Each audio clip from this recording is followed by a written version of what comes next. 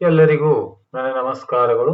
Lesson based assessment LBA ಆಧಾರಿತ ಘಟಕವಾರು ಕಿರು ಪರೀಕ್ಷೆ ತರಗತಿ 10ನೇ ವಿಷಯ ಗಣಿತ 20 ಅಂಕಗಳಿಗಾಗಿ ಈಗಾಗಲೇ 25 ಅಂಕಗಳಿಗೆ ಕಿರು ಪರೀಕ್ಷೆಯನ್ನು ತೆಗೆದುಕೊಳ್ತಕ್ಕಂಥದ್ದು ಈಗಾಗಲೇ ಅಲ್ಲಿ ಆಪ್ಷನ್ ನಲ್ಲಿ ಎಂಟ್ರಿ ಮಾಡಬೇಕಾದ್ರೆ 25 ಅಂಕಗಳಿಗಿತ್ತು. ಈಗ ಇದನ್ನ ಬದಲಾಯಿಸಿ 20 ಅಂಕಗಳಿಗಾಗಿ ಕಿರು ಪರೀಕ್ಷೆಯನ್ನ ತೆಗೆದುಕೊಳ್ತಕ್ಕಂಥದ್ದು. ಅಂದ್ರೆ ಈಗ ನಾವು ಪ್ರತಿಯೊಬ್ಬರು ಶಿಕ್ಷಕರು ಲಾಗಿನ್ ಆಗಿ KGID ಸಂಖ್ಯೆಯನ್ನ ಹಾಕಿ ಲಾಗಿನ್ ಆಗಿದ ನಂತರ ಅಲ್ಲಿ ಅಂಕಗಳನ್ನು ನಮೂದಿಸಲಿಕ್ಕೆ ಗರಿಷ್ಠ 20 ಅಂಕಗಳವರೆಗೆ ಕೊಟ್ಟಿರುತ್ತಾರೆ. ಹೀಗಾಗಿ ಪ್ರತಿ ಕಿರು ಪರೀಕ್ಷೆನ ನಾವು 20 ಅಂಕಗಳಿಗಾಗಿ ತೆಗೆದುಕೊಳ್ಬೇಕು. ಇಲ್ಲಿ 15 ಅಂಕಗಳು ನಮಗೆ LBAದಲ್ಲಿ ಇರ್ತಕ್ಕಂಥ, 5 ಅಂಕಗಳು ನಮಗೆ ಮರುಸಿಂಚನದಲ್ಲಿ ಇರ್ತಕ್ಕಂಥ ತೆಗೆದುಕೊಳ್ಬೇಕು ಅನ್ನುವಂಥದ್ದಿದೆ. ಹೀಗಾಗಿ ನಾನು ಒಟ್ಟು 20 ಅಂಕಗಳಿಗಾಗಿ ಈ ಒಂದು ಕಿರು ಪರೀಕ್ಷೆಯನ್ನ ಈ ಒಂದು 10ನೇ ತರಗತಿ ಗಣಿತ ವಿಷಯಕ್ಕೆ ಸಂಬಂಧಪಟ್ಟಿರುವಂತಹ ಮೊದಲ 7 ಘಟಕಗಳು ಅಂದ್ರೆ ಫಸ್ಟ್ ಸೆಮಿಸ್ಟರ್ ನಲ್ಲಿ ಬರುವಂತಹ ಎಲ್ಲಾ ಘಟಕಗಳ ಮೊದಲನೇ ಸೆಮಿಸ್ಟರ್ ನಲ್ಲಿ ಬರ್ತಕ್ಕಂಥ ಎಲ್ಲಾ ಘಟಕಗಳ ಒಂದು 20 ಅಂಕಗಳಿಗಾಗಿ ಈ ಒಂದು ಪ್ರಶ್ನೆ ಪತ್ರಿಕೆ ಮಾದರಿ ಪ್ರಶ್ನೆ ಪತ್ರಿಕೆಯನ್ನು ಮಾಡಿದ್ದೇನೆ. ಈಗ ಮಾದರಿ ಪ್ರಶ್ನೆ ಪತ್ರಿಕೆಯನ್ನು ನೋಡೋಣ. ಈ ವಿಡಿಯೋದ ಡಿಸ್ಕ್ರಿಪ್ಷನ್ ಬಾಕ್ಸ್ ನಲ್ಲಿ PDF ಲಿಂಕ್ ಅನ್ನು ಕೂಡ ಕೊಟ್ಟಿರ್ತೇನೆ. ಈಗ ಘಟಕಗಳನ್ನ ಒಂದೊಂದು ಘಟಕ ನೋಡ್ತಾ ಹೋಗೋಣ. ಒಟ್ಟು 7 ಘಟಕಗಳಿವೆ ಮೊದಲನೇ ಒಂದು ಸೆಮಿಸ್ಟರ್ ನಲ್ಲಿ. ಹಾಗಾಗಿ ಮೊದಲನೇ ಘಟಕ ವಾಸ್ತವ ಸಂಖ್ಯೆಗಳು 20 ಅಂಕಗಳಿಗಾಗಿ. ಒಂದನೇ ಕೆಳಗಿನವುಗಳಲ್ಲಿ ಭಾಗಲಬ್ಧ ಸಂಖ್ಯೆಯು √3, √4, √5, √7. ಎರಡನೇದು 12 ಮತ್ತು 15ರ ಮಸ 3 ಆಗಿದೆ.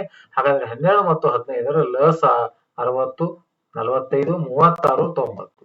ಇನ್ನು ಮೂರನೇ ಪ್ರಶ್ನೆ ಅತಿ ಚಿಕ್ಕ ಸಂಯುಕ್ತ ಸಂಖ್ಯೆ ಹಾಗೂ ಅತಿ ಚಿಕ್ಕ ಅವಿಭಾಜ್ಯ ಸಂಖ್ಯೆ ಮಸಾವು 4, 2, 1, 8 ಅನ್ನುವಂಥದ್ದು. ಇನ್ನು ನಾಲ್ಕನೇದು 180 = 2 to the power of x into 3 to the power of 2 into 5 ಆದ್ರೆ x ನ ಬೆಲೆಯು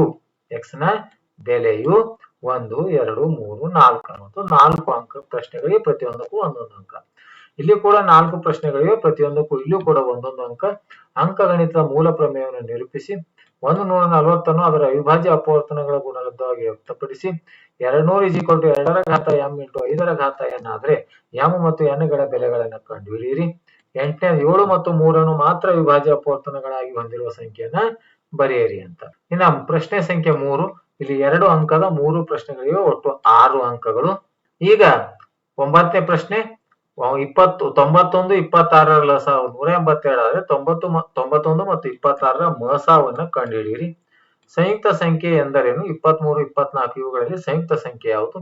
11ನೇ ಪ್ರಶ್ನೆ 2 + √5 ಒಂದು ಅಭಾಗಲಬ್ಧ ಸಂಖ್ಯೆ ಎಂದು ಸಾಧಿಸಿ. ಇನ್ನ 3 ಅಂಕದ 2 ಪ್ರಶ್ನೆಗಳಿವೆ, ಒಟ್ಟು ಪ್ರತಿಯೊಂದಕ್ಕೂ 3 ಅಂಕ. √5 ಒಂದು ಅಭಾಗಲಬ್ಧ ಸಂಖ್ಯೆ ಎಂದು ಸಾಧಿಸಿ. 13ನೇ ಪ್ರಶ್ನೆ 510 ಮತ್ತು 92 ಈ ಪೂರ್ಣಾಂಕಗಳ ಲಸ ಮತ್ತು ಮಸಗಳನ್ನು ಅವಿಭಾಜ್ಯ ಅಪವರ್ತನ ವಿಧಾನದಿಂದ ಕಂಡುಹಿಡಿದು ಲಸ × ಮಸ = ಆ ಎರಡು ಪೂರ್ಣಾಂಕಗಳ ಗುಣಲಬ್ಧ ಎಂಬುದನ್ನ ತಾಳೆ ನೋಡಿ ಅಂತ. 20 ಅಂಕಗಳಿಗಾಗಿ ಮೊದಲನೇ ಘಟಕ ಇತ್ತು. ಈಗ 20 ಅಂಕಗಳಿಗಾಗಿ ಎರಡನೇ ಘಟಕವನ್ನು ನೋಡೋಣ. ಎರಡನೇ ಘಟಕ ಬಹುಪದೋಕ್ತಿಗಳು 10ನೇ ತರಗತಿ ಗಣಿತ. ಮತ್ತೆ 1 ಅಂಕದ ಪ್ರಶ್ನೆಗಳನ್ನು ನೋಡ್ತಾ ಹೋಗೋಣ. ಒಂದನೇದು P of x = x² - 3x + 4x³ - 6 ಈ ಬಹುಪದೋಕ್ತಿಯ ಮಹತ್ತಮ ಘಾತ 2, 1, 3, 6 ಅಂತಿದೆ. ನೆಕ್ಸ್ಟ್ ಎರಡನೇ ಪ್ರಶ್ನೆ ಒಂದು ವರ್ಗ ಬಹುಪದೋಕ್ತಿಯ ಗರಿಷ್ಠ ಶೂನ್ಯತೆಗಳ ಸಂಖ್ಯೆ 4, 1, 2, 3. ಇನ್ನು ಮೂರನೇದು ಇದರ ಪ್ರಶ್ನೆಗೆ ಚಿತ್ರವನ್ನು ಇಲ್ಲಿ ಕೊಡಲಾಗಿದೆ. ಚಿತ್ರದಲ್ಲಿ y = P of x ಬಹುಪದೋಕ್ತಿಯ ಶೂನ್ಯತೆಗಳು ಅಂತ ಕೇಳಿದ್ದಾರೆ. ಶೂನ್ಯತೆಗಳು 4, 2, 1, 8 ಎಷ್ಟು ಶೂನ್ಯತೆಗಳವ ಅಂತ ಬರೀಬೇಕು. ಇನ್ನು ಪ್ರಶ್ನೆ ಸಂಖ್ಯೆ 4 x² - 2x - 8 ಈ ಬಹುಪದೋಕ್ತಿಯ ಶೂನ್ಯತೆಗಳ ಮೊತ್ತ -8, 2, -2, 8 ಅಂತ. ಇಲ್ಲಿ ಕೂಡ 1 ಅಂಕದ 3 ಪ್ರಶ್ನೆಗಳಿವೆ. P of x = 2x² - 9x + 10 ಈ ಬಹುಪದೋಕ್ತಿಯ ಶೂನ್ಯತೆಗಳ ಗುಣಲಬ್ಧವನ್ನು ಕಂಡುಹಿಡಿಯಿರಿ. P of x = x² - 3x + k ಬಹುಪದೋಕ್ತಿಯ ಶೂನ್ಯತೆಗಳ ಗುಣಲಬ್ಧವು 3 ಆದರೆ k ಬೆಲೆಯನ್ನು ಕಂಡುಹಿಡಿಯಿರಿ. ಇನ್ನು 7ನೇ ಪ್ರಶ್ನೆ P of x = x × x² + 2x + 3x - 5 ಈ ಬಹುಪದೋಕ್ತಿಯ ಮಹತ್ತಮ ಘಾತ ಅಥವಾ ಡಿಗ್ರಿಯನ್ನು ಬರೆಯಿರಿ. ಇನ್ನು 2 ಅಂಕದ 3 ಪ್ರಶ್ನೆಗಳು, ಒಟ್ಟು 6 ಅಂಕಗಳು. ಪ್ರಶ್ನೆ ಸಂಖ್ಯೆ 3 ರೇಖಾತ್ಮಕ ಬಹುಪದೋಕ್ತಿ ಮತ್ತು ವರ್ಗಾತ್ಮಕ ಬಹುಪದೋಕ್ತಿಯ ಆದರ್ಶ ರೂಪ ಬರೆಯಿರಿ. 9ನೇ ರೇಖಾತ್ಮಕ ಬಹುಪದೋಕ್ತಿ ಮತ್ತು ವರ್ಗಾತ್ಮಕ ಬಹುಪದೋಕ್ತಿಯ ಮಹತ್ತಮ ಘಾತ ಅಥವಾ ಡಿಗ್ರಿಯನ್ನು ಬರೆಯಿರಿ. P of x = 4x² - 4x - 3 ಈ ಬಹುಪದೋಕ್ತಿಯ ಶೂನ್ಯತೆಗಳನ್ನ ಕಂಡುಹಿಡಿಯಿರಿ. ಇನ್ನು ಪ್ರಶ್ನೆ ಸಂಖ್ಯೆ 4 3 ಅಂಕದ ಒಂದು ಪ್ರಶ್ನೆ ಇದೆ, ಒಟ್ಟು 3 ಅಂಕಗಳು. P of x is equal to 2x³ plus 3x² minus 11x plus 6 ಆದರೆ ಪಿ ಆಫ್ 1, ಪಿ ಆಫ್ 0 ಮತ್ತು ಪಿ ಆಫ್ -1 ಬೆಲೆಯನ್ನು ಕಂಡುಹಿಡಿಯಿರಿ. ಇನ್ನು ಪ್ರಶ್ನೆ ಸಂಖ್ಯೆ 5ರಲ್ಲಿ 4 ಅಂಕದ ಒಂದೇ ಒಂದು ಪ್ರಶ್ನೆ ಇದೆ. ನಕ್ಷೆಯಲ್ಲಿ ಪ್ರತಿನಿಧಿಸಲಾಗಿರುವ ಬಹುಪದೋಕ್ತಿಯನ್ನು ಕಂಡುಹಿಡಿಯಿರಿ, ಅದರ ಶೂನ್ಯತೆಗಳು ಮತ್ತು ಸಹಗುಣಕಗಳ ನಡುವಿನ ಸಂಬಂಧವನ್ನು ತಾಳೆ ನೋಡಿ. ಇಲ್ಲಿ ಕೊಟ್ಟಿರುವಂತಹ ಶೂನ್ಯತೆಗಳನ್ನು ಬರ್ಕೊಂಡು ಗ್ರಾಫ್ ಅನ್ನು ನೋಡ್ಕೊಂಡು ಶೂನ್ಯತೆಗಳನ್ನು ಬರ್ಕೊಂಡು ಅದನ್ನು ವರ್ಗ ಬಹುಪದೋಕ್ತಿಯನ್ನಾಗಿ ಅದರ ಶೂನ್ಯತೆಗಳು ಮತ್ತು ಸಹಗುಣಕಗಳ ನಡುವಿನ ಸಂಬಂಧವನ್ನು ತಾಳೆ ನೋಡ್ತಕ್ಕಂಥದ್ದು 20 ಅಂಕಗಳಿಗಾಗಿ.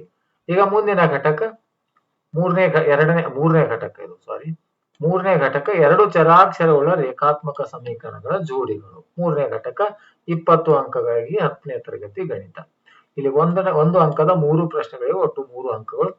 ಒಂದನೇದು ಎರಡು ರೇಖಾತ್ಮಕ ಸಮೀಕರಣಗಳ ಜೋಡಿ ಅಸ್ಥಿರವಾಗಿದ್ರೆ ಆ ಸಮೀಕರಣಗಳನ್ನ ಪ್ರತಿನಿಧಿಸುವ ರೇಖೆಗಳು ಛೇದಿಸುವ ರೇಖೆ, ಪರಸ್ಪರ ಲಂಬ ರೇಖೆಗಳು, ಸಮಾಂತರ ರೇಖೆಗಳು, ಐಕ್ಯಗೊಳ್ಳುವ ರೇಖೆಗಳು. ಎರಡನೇ ಪ್ರಶ್ನೆ a1x plus b1y plus c1 0, a2x plus b2y plus c2 0 ಜೋಡಿ ರೇಖಾತ್ಮಕ ಸಮೀಕರಣದಲ್ಲಿ a1/a2 is not equals to b1/b2 ಆದರೆ ಇವುಗಳಲ್ಲಿ ಸರಿಯಾದ ಉತ್ತರವನ್ನು ಆಯ್ಕೆ ಮಾಡಿ ಬರೀತಕ್ಕಂಥ ಯಾವುದು ಸಮೀಕರಣಗಳಿಗೆ ಪರಿಹಾರವಿರುವುದಿಲ್ಲ. ಸಮೀಕರಣಗಳು ಅನನ್ಯ ಪರಿಹಾರವನ್ನು ಹೊಂದಿರುತ್ತವೆ, ಸಮೀಕರಣಗಳು 3 ಪರಿಹಾರವನ್ನು ಹೊಂದಿರುತ್ತವೆ, ಸಮೀಕರಣಗಳು ಅಪರಿಮಿತ ಸಂಖ್ಯೆ ಪರಿಹಾರವನ್ನು ಹೊಂದಿರುತ್ತವೆ.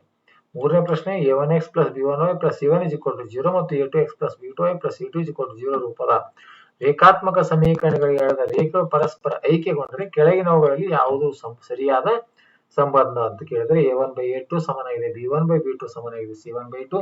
ಇದು ಅನುಪಾತ ಅಂತೂ ಇಲ್ಲ. ಇವುಗಳಲ್ಲಿ ಸೂಕ್ತವಾದ ಉತ್ತರವನ್ನು ಆಯ್ಕೆ ಮಾಡಿ ಬರೀತಕ್ಕಂಥದ್ದು. ಪ್ರಶ್ನೆ 2 ಇಲ್ಲಿ ಕೂಡ 1 ಅಂಕದ ಪ್ರಶ್ನೆಗಳಿಗೆ ಒಟ್ಟು 4 ಪ್ರಶ್ನೆಗಳು 4 ಅಂಕ. ಎರಡು ಜೋಡಿ ರೇಖಾತ್ಮಕ ಸಮೀಕರಣಗಳನ್ನು ಪ್ರತಿನಿಧಿಸುವ ರೇಖೆಗಳು ಪರಸ್ಪರ ಐಕ್ಯಗೊಂಡರೆ ಅವು ಎಷ್ಟು ಪರಿಹಾರಗಳನ್ನು ಹೊಂದಿರುತ್ತೆ. 5ನೇ ಪ್ರಶ್ನೆ x ಪ್ಲಸ್ 2y ಮೈನಸ್ 4 0 ಮತ್ತು 3x ಪ್ಲಸ್ 2y ಮೈನಸ್ 5 0 ಸಮೀಕರಣಗಳು ಎಷ್ಟು ಪರಿಹಾರಗಳನ್ನು ಹೊಂದಿರುತ್ತವೆ. 6ನೇ ಪ್ರಶ್ನೆ 2x plus 3y minus 9 0, 4x plus 6y minus 18 0 ಸಮೀಕರಣಗಳು ಎಷ್ಟು ಪರಿಹಾರಗಳನ್ನು ಹೊಂದಿರುತ್ತವೆ. x ಮತ್ತು y ಚರಾಕ್ಷರಗಳನ್ನು ಹೊಂದಿರುವ ಒಂದು ಜೊತೆ ರೇಖಾತ್ಮಕ ಸಮೀಕರಣಗಳ ಆದರ್ಶ ರೂಪವನ್ನು ಬರೆಯಿರಿ. ಇಲ್ಲಿ ಪ್ರಶ್ನೆ ಸಂಖ್ಯೆ 3 2 ಅಂಕದ 3 ಪ್ರಶ್ನೆಗಳಿಗೆ ಒಟ್ಟು 6 ಅಂಕಗಳು. ಈ ಕೊಟ್ಟಿರುವಂತಹ 8ನೇ ಪ್ರಶ್ನೆ ಕೊಟ್ಟಿರುವ ರೇಖಾತ್ಮಕ ಸಮೀಕರಣಗಳ ಜೋಡಿಯನ್ನು ಆದೇಶ ವಿಧಾನದಿಂದ ಬಿಡಿಸಿ. ಇಲ್ಲಿ 2 ರೇಖಾತ್ಮಕ ಸಮೀಕರಣಗಳನ್ನು ಕೊಡಲಾಗಿದೆ. 9ನೇ ಪ್ರಶ್ನೆ ಕೂಡ ಇದು ವರ್ಜಿಸುವ ವಿಧಾನದಿಂದ ಬಿಡಿಸಿ. ಇಲ್ಲಿ ಸಮೀಕರಣಗಳನ್ನು ಕೊಡಲಾಗಿದೆ. 10ನೇದು 2 ಧನ ಪೂರ್ಣಾಂಕಗಳ ಮೊತ್ತ ಮತ್ತು ವ್ಯತ್ಯಾಸ ಕೊಟ್ಟಿದ್ದಾರೆ, 10 ಮತ್ತು 2 ಆಗಿದೆ. ಹಾಗಾದ್ರೆ ಆ ಪೂರ್ಣಾಂಕಗಳನ್ನ ಕಂಡುಹಿಡಿಯಿರಿ. ಇನ್ನು 3 ಅಂಕದ ಒಂದು ಪ್ರಶ್ನೆ, ಇಲ್ಲಿ 3 ಅಂಕಗಳಿದೆ. ಒಂದು ಭಿನ್ನ ರಾಶಿಯ ಅಂಶ ಮತ್ತು ಛೇದಗಳಿಗೆ ಎರಡನ್ನು ಕೂಡಿದಾಗ ಆ ಭಿನ್ನ ರಾಶಿ 9/11 ಆಗುತ್ತದೆ. ಆದರೆ ಆ ಭಿನ್ನ ರಾಶಿ ಅಂಶ ಮತ್ತು ಛೇದಗಳಿಗೆ 3 ಕೂಡಿದಾಗ ಆ ಭಿನ್ನ ರಾಶಿ 5/6 ಆಗುತ್ತದೆ. ಹಾಗಾದ್ರೆ ಭಿನ್ನ ರಾಶಿಯನ್ನ ಕಂಡುಹಿಡಿಯಿರಿ. ಇನ್ನು 4 ಅಂಕದ ಒಂದು ಪ್ರಶ್ನೆ ಕೊಟ್ಟಿರುವ ರೇಖಾತ್ಮಕ ಸಮೀಕರಣಗಳ ಜೋಡಿಗೆ ನಕ್ಷೆಯ ವಿಧಾನದಿಂದ ಪರಿಹಾರವನ್ನು ಕಂಡುಹಿಡಿದು 4 ಅಂಕದ್ದು. ಇವುಗಳನ್ನು ತೆಗೆದುಕೊಂಡು ನಾವು ಗ್ರಾಫ್ ಅನ್ನು ಹಾಕುವಂತದ್ದು. ಇನ್ನು 4ನೇ ಘಟಕ ವರ್ಗ ಸಮೀಕರಣಗಳು. ಈ ವರ್ಗ ಸಮೀಕರಣದಲ್ಲಿ ಇಲ್ಲಿಯೂ ಕೂಡ 1 ಅಂಕದ ಪ್ರಶ್ನೆಗಳಿವೆ 4. 2x² 3x - 5 ಈ ವರ್ಗ ಸಮೀಕರಣದ ಆದರ್ಶ ರೂಪ ಈ ಕೆಳಗಿನವುಗಳಲ್ಲಿ ಸೂಕ್ತವಾದನ್ನು ಆಯ್ಕೆ ಮಾಡಿ ಬರೀತಕ್ಕಂಥದ್ದು. ax² + bx + c 0 ವರ್ಗ ಸಮೀಕರಣದ ಶೋಧಕ ಕೊಟ್ಟಿರುವಂತಹ ಅಬ್ಜೆಕ್ಟಿವ್ ಟೈಪ್ ನಲ್ಲಿ 4 ಸೂಕ್ತವಾದ ಉತ್ತರವನ್ನ ಶೋಧಕವನ್ನ ಬರೆಯಬೇಕು. 3 ಒಂದು ವರ್ಗ ಸಮೀಕರಣದ ಶೋಧಕದ ಬೆಲೆಯು 0 ಆದಾಗ ಮೂಲಗಳ ಸ್ವಭಾವ ಏನಾಗಿರುತ್ತೆ ಅಂತ 4 ಆಪ್ಷನ್ಗಳನ್ನು ಕೊಡಲಾಗಿದೆ. ಸೂಕ್ತವಾದದನ್ನು ಆಯ್ಕೆ ಮಾಡಿ ಬರೀತಕ್ಕಂಥದ್ದು. 4ನೇದು x - 3 × x + 2 ಈ ಸಮೀಕರಣದ ಮೂಲಗಳು ಅಂತ ಕೇಳಿದ್ದಾರೆ.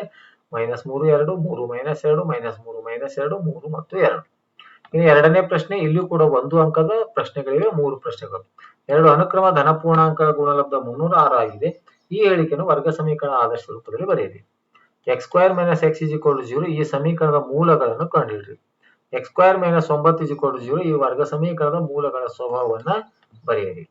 ಇನ್ನು 2 ಅಂಕದ 3 ಪ್ರಶ್ನೆಗಳಿವೆ. 8ನೇ ಪ್ರಶ್ನೆ 2x² - 6x + 3 0 ವರ್ಗ ಸಮೀಕರಣದ ಶೋಧಕವನ್ನು ಕಂಡುಹಿಡಿದು ಮೂಲಗಳ ಸ್ವಭಾವವನ್ನು ವಿವೇಚಿಸಿ. k ನ ಯಾವ ಬೆಲೆಗೆ kx² + 6x + 1 0 ಸಮೀಕರಣದ ಮೂಲಗಳು ಸಮನಾಗಿರುತ್ತವೆ ಎಂದು ಸಾಧಿಸಿ. ಪ್ರಶ್ನೆ ಸಂಖ್ಯೆ 10 ಅಪವರ್ತನ ವಿಧಾನದಿಂದ x² + 3x + 2 0 ವರ್ಗ ಸಮೀಕರಣದ ಮೂಲಗಳನ್ನ ಕಂಡುಹಿಡಿಯಿರಿ. 3 ಅಂಕದ ಒಂದು ಪ್ರಶ್ನೆ, ಒಟ್ಟು 3 ಅಂಕಗಳು. ಒಬ್ಬ ವಿದ್ಯಾರ್ಥಿ ₹60ಕ್ಕೆ ಕೆಲವು ಪುಸ್ತಕಗಳನ್ನು ಕೊಡುತ್ತಾನೆ. ಅವನು ಇದೇ ಹಣಕ್ಕೆ 5 ಪುಸ್ತಕಗಳನ್ನು ಹೆಚ್ಚಾಗಿ ಕೊಂಡಿದ್ದರೆ ಪ್ರತಿಯೊಂದು ಪುಸ್ತಕದ ಬೆಲೆಯು ₹1 ಕಡಿಮೆ ಆಗ್ತಿತ್ತು. ಹಾಗಾದ್ರೆ ಅವನು ಕೊಂಡುಕೊಂಡ ಪುಸ್ತಕಗಳ ಸಂಖ್ಯೆ ಎಷ್ಟು ಅಂತ. ಇನ್ನು 4 ಅಂಕದ ಒಂದು ಪ್ರಶ್ನೆ, ಒಟ್ಟು ಅಂಕಗಳು 4, ಪ್ರಶ್ನೆಯ ಸಂಖ್ಯೆ 12. ಒಂದು ಎಕ್ಸ್‌ಪ್ರೆಸ್ ರೈಲು ಎ ಮತ್ತು ಬಿ ಎರಡು ಪಟ್ಟಣಗಳ ನಡುವಿನ ದೂರ 132 ಕಿಲೋಮೀಟರ್ ದೂರವನ್ನು ಕ್ರಮಿಸಲು ಪ್ಯಾಸೆಂಜರ್ ರೈಲಿಗಿಂತ 1 ಗಂಟೆಯ ಕಡಿಮೆ ಸಮಯವನ್ನು ತೆಗೆದುಕೊಳ್ಳುತ್ತದೆ. ಎಕ್ಸ್‌ಪ್ರೆಸ್ ರೈಲಿನ ಸರಾಸರಿ ಜಾವವು ಪ್ಯಾಸೆಂಜರ್ ರೈಲಿನ ಸರಾಸರಿ ಜಾವಗಿಂತ 11 ಕಿಲೋಮೀಟರ್ ಪರ್ ಗಂಟೆ ಹೆಚ್ಚಾಗಿದ್ದರೆ ಎರಡೂ ರೈಲುಗಳ ಜಾವನ್ನ ಕಂಡುಹಿಡಿಯಿರಿ ಅನ್ನುವಂಥದ್ದು. ಇನ್ನು 5ನೇ ಘಟಕ ಸಮಾಂತರ ಶ್ರೇಣಿಗಳಿದೆ. ಇಲ್ಲಿ ಕೂಡ ಅಬ್ಜೆಕ್ಟಿವ್ ಟೈಪ್ ಪ್ರಶ್ನೆಗಳಿವೆ. ಮೊದಲನೇದ್ದು ಸಮಾಂತರ ಶ್ರೇಣಿಯ n ನೇ ಪದ 5n + 3 ಆದಾಗ ಶ್ರೇಣಿಯ 3ನೇ ಪದವನ್ನ ಸೂಕ್ತವಾದ ಉತ್ತರಗಳನ್ನು ಆಯ್ಕೆ ಮಾಡಿ ಬರೀತಕ್ಕಂಥದ್ದು. ಒಂದು ಶ್ರೇಣಿಯಲ್ಲಿ ಸಮಾಂತರ ಶ್ರೇಣಿಯಲ್ಲಿ a ಕೊಟ್ಟಿದ್ದಾರೆ 12, d 4, an 70 ಆದ್ರೆ n ಅನ್ನ ಕಂಡುಹಿಡಿಯಿರಿ. 4 ಆಪ್ಷನ್ಗಳಿವೆ. ಮೂರನೇದು ಒಂದು ಸಮಾಂತರ ಶ್ರೇಣಿಯಲ್ಲಿ a -7, d 5 ಆದ್ರೆ a12 ಅಂದ್ರೆ 12ನೇ ಪದವನ್ನ ಕಂಡುಹಿಡಿಯಿರಿ. ಒಂದು ಸಮಾಂತರ ಶ್ರೇಣಿಯ ಮೊದಲ ಪದ m ಮತ್ತು ಸಾಮಾನ್ಯ ವ್ಯತ್ಯಾಸ 3 ಆದ್ರೆ ಆ ಶ್ರೇಣಿಯ 10ನೇ ಪದ ಎಷ್ಟು ಅಂತಕ್ಕಂಥ ಉತ್ತರವನ್ನ ಆಯ್ಕೆ ಮಾಡತಕ್ಕಂಥದ್ದು. ಇನ್ನು ಪ್ರಶ್ನೆ ಸಂಖ್ಯೆ 2 ಇಲ್ಲಿ ಕೂಡ 1 ಅಂಕದ ಪ್ರಶ್ನೆ. ಒಂದು ಸಮಾಂತರ ಶ್ರೇಣಿಯ 4ನೇ ಪದ ಮತ್ತು 3ನೇ ಪದ 4ನೇ ಪದ 11, 3ನೇ ಪದ 7 ಆದ್ರೆ ಆ ಶ್ರೇಣಿಯ ಸಾಮಾನ್ಯ ವ್ಯತ್ಯಾಸವೆಷ್ಟು? 6ನೇ ಪ್ರಶ್ನೆ ಸಮಾಂತರ ಶ್ರೇಣಿಯ ಸಾಮಾನ್ಯ ರೂಪವನ್ನು ಬರೆಯಿರಿ. 7 4x 28 ಇವು ಸಮಾಂತರ ಶ್ರೇಣಿಯಲ್ಲಿದ್ದರೆ x ನ ಬೆಲೆಯನ್ನು ಕಂಡುಹಿಡಿಯಿರಿ. ಇನ್ನು ಪ್ರಶ್ನೆ ಸಂಖ್ಯೆ 3 2 ಅಂಕದ 3 ಪ್ರಶ್ನೆಗಳು, ಒಟ್ಟು 6 ಅಂಕ. 2 7 12 ಈ ಸಮಾಂತರ ಶ್ರೇಣಿಯ 15ನೇ ಪದವನ್ನು ಸೂತ್ರ ಉಪಯೋಗಿಸಿ ಕಂಡುಹಿಡಿಯಿರಿ. 100 96 92 12 ಈ ಸಮಾಂತರ ಶ್ರೇಣಿಯ ಪದಗಳ ಸಂಖ್ಯೆಯನ್ನು ಕಂಡುಹಿಡಿಯಿರಿ, ಅಂದ್ರೆ n ಬೆಲೆ ಕಂಡುಹಿಡಿಯುವ. 5 + 8 + 11 ಈ ಸಮಾಂತರ ಶ್ರೇಣಿಯ ಮೊದಲ 10 ಪದಗಳ ಮೊತ್ತವನ್ನು ಸೂತ್ರದ ಸಹಾಯದಿಂದ ಕಂಡುಹಿಡಿಯಿರಿ. ಈಗ 3 ಅಂಕದ ಒಂದು ಪ್ರಶ್ನೆ. ಒಂದು ಸಮಾಂತರ ಶ್ರೇಣಿಯಲ್ಲಿರುವ 3 ಸಂಖ್ಯೆಗಳ ಮೊತ್ತ 216. ದೊಡ್ಡ ಸಂಖ್ಯೆಯು ಚಿಕ್ಕ ಸಂಖ್ಯೆ 7ರಷ್ಟಿದ್ರೆ ಆ ಸಂಖ್ಯೆಗಳನ್ನ ಕಂಡುಹಿಡಿಯಿರಿ. ಪ್ರಶ್ನೆ ಸಂಖ್ಯೆ 5 4 ಅಂಕದ ಒಂದು ಪ್ರಶ್ನೆ, ಒಟ್ಟು 4 ಅಂಕ. ಒಂದು ಚತುರ್ಭುಜದ ಕೋನಗಳು ಸಮಾಂತರ ಶ್ರೇಣಿಯಲ್ಲಿವೆ. ಚತುರ್ಭುಜದ ಒಂದು ಜೊತೆ ಅಭಿಮುಖ ಕೋನಗಳ ಮೊತ್ತ 130 ಡಿಗ್ರಿ ಆದರೆ ಚತುರ್ಭುಜದ ಎಲ್ಲಾ ಕೋನಗಳನ್ನು ಕಂಡುಹಿಡಿಯಿರಿ.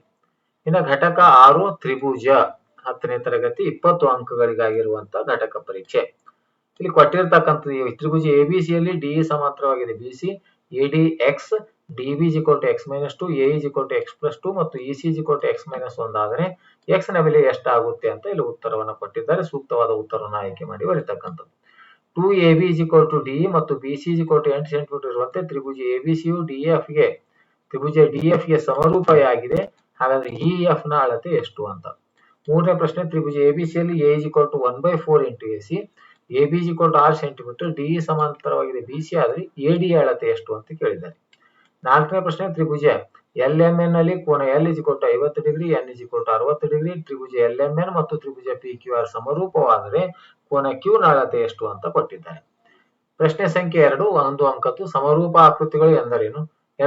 ಎರಡು ಬಹುಭುಜಗಳು ಸಮರೂಪತೆಗೆ ನಿಬಂಧನೆಗಳನ್ನ ಬರೆಯಿರಿ. 7ನೇ ತ್ರಿಭುಜ ಕೋನ ನಿರ್ಧಾರಕ ಗುಣವನ್ನು ನಿರೂಪಿಸಿ. ಇಲ್ಲಿ 2 ಅಂಕದ 3 ಪ್ರಶ್ನೆಗಳಿವೆ, ಒಟ್ಟು 6 ಅಂಕಗಳು. ಪ್ರಶ್ನೆ ಸಂಖ್ಯೆ 8 ಎಬಿಸಿಡಿ ಸಮಾಂತರ ಚತುರ್ಭುಜ ಇಯು ಎಡಿಯ ಮಧ್ಯ ಬಿಂದುವಾಗಿದೆ ಮತ್ತು ಬಿಯು ಸಿಡಿಯನ್ನು ಎಫ್ ಬಿಂದುವಿನಲ್ಲಿ ಛೇದಿಸುತ್ತದೆ. ಇವೆರಡು ತ್ರಿಭುಜಗಳು ಸಮರೂಪ ತ್ರಿಭುಜಗಳು ಎಂದು ಸಾಧಿಸಿ.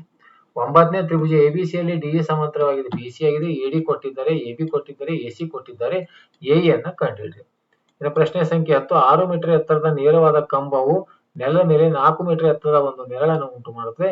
ಅದೇ ಸಮಯದಲ್ಲಿ ಒಂದು ಕಟ್ಟಡ 28 ಮೀಟರ್ ಉದ್ದದ ನೆರಳನ್ನು ಉಂಟು ಮಾಡುತ್ತದೆ. ಹಾಗಾದ್ರೆ ಆ ಕಟ್ಟಡದ ಎತ್ತರವನ್ನ ಕಂಡುಹಿಡಿಯಿರಿ.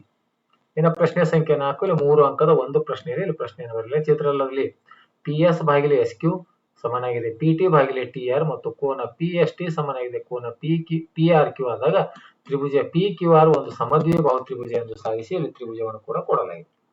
ಪ್ರಶ್ನೆ ಸಂಖ್ಯೆ 5 ಕೆಳಗಿನ ಪ್ರಶ್ನೆಗಳಿಗೆ ಉತ್ತರಿಸಿರಿ ಅಂತ. ಮೂಲ ಸಮಾನುಪಾತತೆ ಪ್ರಮೇಯವನ್ನು ನಿರೂಪಿಸಿ ಮತ್ತು ಸಾಧಿಸಿ. ಮುಂದಿನ ಅಧ್ಯಾಯ ಕೊನೆಯ ಅಧ್ಯಾಯ. ಮೊದಲನೇ ಸೆಮಿಸ್ಟರ್ ನಲ್ಲಿ ಬರುವಂತ ಎಲ್ಲ ಅಧ್ಯಾಯಗಳಿಗೆ ನಾನು ಒಂದು LB ಆಧಾರಿತ ಘಟಕವಾಗಿ ಕಿರು ಪರೀಕ್ಷೆ ಪ್ರಶ್ನೆ ಪತ್ರಿಕೆಯನ್ನು ಮಾಡಿದ್ದೇನೆ. ಇದು ಕೊನೆಯ ಘಟಕ ನಿರ್ದೇಶಾಂಕ ರೇಖಾಗಣಿತ 10ನೇ ತರಗತಿ ಗಣಿತ. X ಅಕ್ಷದ ಮೇಲಿನ ಬಿಂದುವಿನ ನಿರ್ದೇಶಾಂಕಗಳು ಯಾವುದು ಅಂತಕ್ಕಂಥ ಉತ್ತರವನ್ನು ಆಯ್ಕೆ ಮಾಡಿ ಬರೀತಕ್ಕಂಥದ್ದು. ಮೂಲ ಬಿಂದುವಿನ ನಿರ್ದೇಶಾಂಕಗಳು ಯಾವುದು? ಮೂಲ ಬಿಂದುವಿನಿಂದ P(xy) ಬಿಂದುವಿಗೆ ಇರುವ ದೂರ ಎಷ್ಟು ಅಂತ. 2, 3 ಮತ್ತು 4, 7 ಈ ಬಿಂದುಗಳನ್ನು ಸೇರಿಸುವ ರೇಖಾಖಂಡದ ಮಧ್ಯ ಬಿಂದುವಿನ ನಿರ್ದೇಶಾಂಕಗಳು ಯಾವುವು ಅಂತಕ್ಕಂಥ ಉತ್ತರಗಳನ್ನು ಆಯ್ಕೆ ಮಾಡತಕ್ಕಂಥದ್ದು. ಇನ್ನು ಪ್ರಶ್ನೆ ಸಂಖ್ಯೆ 2 1 ಅಂಕದ 3 ಪ್ರಶ್ನೆ, ಒಟ್ಟು 3 ಅಂಕ. 0 0 ಮತ್ತು -35 ಬಿಂದುಗಳ ನಡುವಿನ ದೂರ ಕಂಡುಹಿಡಿಯಿರಿ. ಮೂಲ ಬಿಂದುವಿನಿಂದ 6 8 ಇದು 6 6 8 ಬಿಂದುವಿಗಿರುವ ದೂರವನ್ನು ಕಂಡುಹಿಡಿಯಿರಿ.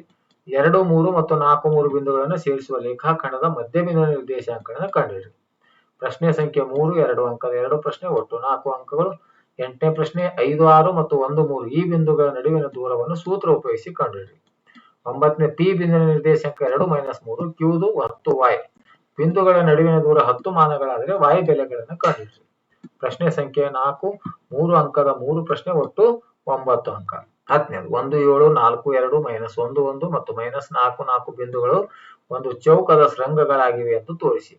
11ನೇದು ಕೊಟ್ಟಿರುವ 3 ಬಿಂದುಗಳನ್ನು ಕೊಟ್ಟಿದ್ದಾರೆ. ಈ ಬಿಂದುಗಳು ಒಂದು ಸಮದ್ವಿಬಾಹು ತ್ರಿಭುಜದ ಶೃಂಗಗಳಾಗಿವೆ ಎಂದು ದೂರ ಸೂತ್ರದ ಸಹಾಯದಿಂದ ಕಂಡುಹಿಡಿಯಿರಿ. 12ನೇ 4 - 1 -2 -3 ಈ ಬಿಂದುಗಳನ್ನು ಸೇರಿಸುವ ರೇಖಾಖಂಡದ ತ್ರೈಭಾಜಿಕ ಬಿಂದುಗಳ ನಿರ್ದೇಶಾಂಕಗಳನ್ನ ಕಂಡುಹಿಡಿಯಿರಿ. ಆದ್ಮೇಲೆ ಈ ರೀತಿಯಾಗಿ ನಿರಂತರವಾಗಿ 6ರಿಂದ 10ನೇ ತರಗತಿವರೆಗಿನ ಮೊದಲನೇ ಸೆಮಿಸ್ಟರ್ ಎಲ್ಲಾ ಘಟಕಗಳ ಮೊದಲನೇ ಸೆಮಿಸ್ಟರ್ ನಲ್ಲಿ ಬರುವಂತ ಎಲ್ಲಾ ಘಟಕಗಳಿಗೆ ಒಂದೇ ಬಾರಿಗೆ LV ಆಧಾರಿತ ಕಿರು ಪರೀಕ್ಷೆಯ ಮಾದರಿ ಪ್ರಶ್ನೆ ಪತ್ರಿಕೆಗಳನ್ನು ಮಾಡ್ತಾ ಇದ್ದೀನಿ. ಈ ವಿಡಿಯೋ ಇಷ್ಟ ಆದರೆ ದಯವಿಟ್ಟು ಲೈಕ್ ಮಾಡಿ ಅಂತ ಹೇಳುತ್ತಾ ಈ ವಿಡಿಯೋ ನೋಡಿದ ತಮ್ಮೆಲ್ಲರಿಗೂ ನನ್ನ ನಮಸ್ಕಾರಗಳು.